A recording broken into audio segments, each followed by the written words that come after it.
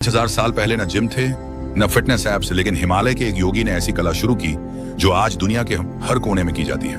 क्या आप जानते हैं, योगा एक एक्सरसाइज के तौर पर नहीं बल्कि रहस्य के रूप में जन्मा था। चलिए चलकर सुनते हैं योगा की असली कहानी। कथाएं कहती हैं लाखों साल पहले हिमालय की बर्फीली चोटियों पर एक महान योगी, आदि योगी, गहन ध्यान में लीन थे। कहा जाता है उन्होंने वर्षों तक मौन साधना की और फिर एक अमावस्या की रात अपने ज्ञान के रहस्यों को सप्तर्षियों को प्रदान किया।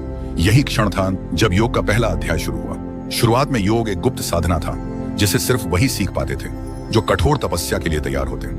फिर आई सिंधु घाटी सभ्यता। करीब 5000 साल पुराने मोहरों पर ऐसे आसन मिले जिन्हें आज भी योग में किया जाता है। समय के साथ ऋषियों ने इस ज्ञान को शब्दों में बांधा और फिर आया वैदिक काल जिसने इसे उपनिषदों की गहरी आध्यात्मिक सोच से जोड़ दिया। पर असल में योग को दुनिया के सामने लाने का श्रेय एक महान ऋषि पतंजलि को जाता है।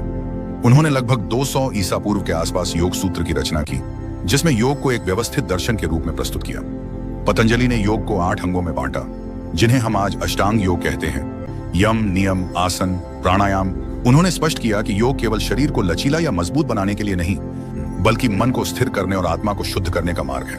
उनके सूत्रों ने साधना को रहस्यों से निकालकर साधकों के लिए आसान और समझने योग्य बनाया। यही कारण है कि पतंजलि को अक्सर योग के जनक के रूप में सम्मानित किया जाता है और उनका योगदान आज भी विश्व भर में योग की आधारशिला माना जाता है। तब से लेकर आज तक योगों के आश्रमों से शहरों के स्टूडियो तक और फिर पूरी दुनिया तक अपना सफर तय किया, पर इसका बीज उसी हिमालय के योगी ने बोया था।